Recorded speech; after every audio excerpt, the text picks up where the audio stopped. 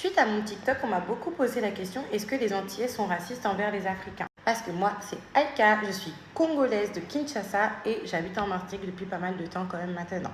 Et je vais vous répondre à cette fameuse question, est-ce que les Antillais, notamment les Antillais des Antilles, sont racistes envers les Africains? C'est une question qui est super intéressante parce que je ne vais pas vous mentir qu'en tant qu'Africaine, avant d'arriver en Martinique, plus particulièrement, j'étais super stressée parce qu'il m'était arrivé certaines mésaventures avec des Antillais très très désagréables. En mode, nous on n'est pas des Africains, nous on n'est pas comme vous, nous on n'est pas ceci, nous on n'est pas cela, on n'appartient pas à la même catégorie, etc.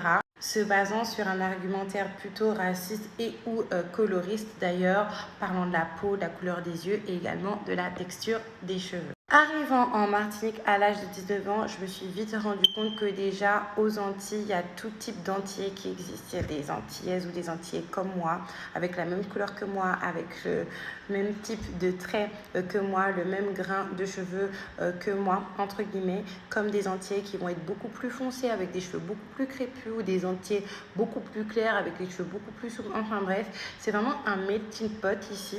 C'est vraiment une population métissée à l'état pur, donc quelle que soit la personne que vous êtes, vous allez fitter dans le paysage. Maintenant, concernant le racisme des Antillais envers les Africains, je ne vais pas vous mentir que moi, Aïka, encore une fois, je ne l'ai pas ressenti. Parce que je ne vais pas vous mentir que quand je suis arrivée au début, et même maintenant, des fois parce que ça reste un automatisme, j'ai un peu peur de dire que je suis africaine parce que c'est le spectre de certaines choses qui se sont passées lorsque j'étais en métropole et beaucoup plus jeune. Mais en fait, les gens s'en foutent. Vous vous rendez vite compte que vous n'êtes pas la cible, vous n'êtes pas la target. S'il y a du racisme et de la xénophobie, vous n'êtes pas la cible en fait.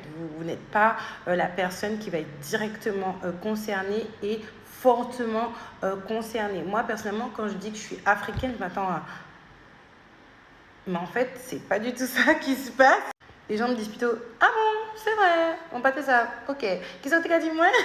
C'est plutôt comme ça que les gens en fait réagissent ici quand je vais dire que je suis africaine, du Congo. On va me demander si j'ai déjà été là-bas, comment ça se fait que je suis ici. Et en fait, ils vont vite passer à autre chose, surtout pour les personnes qui habitent ici depuis longtemps. En fait, ce qui va nous lier, entre guillemets, c'est le créole.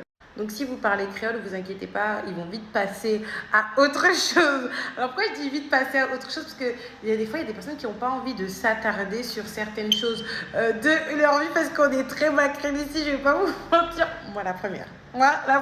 Donc, si vous parlez créole, ils vont vite passer à autre chose. Ils vont dire, ah, qui ça t'a dit, etc., etc. Mais je n'ai pas senti de xénophobie profonde.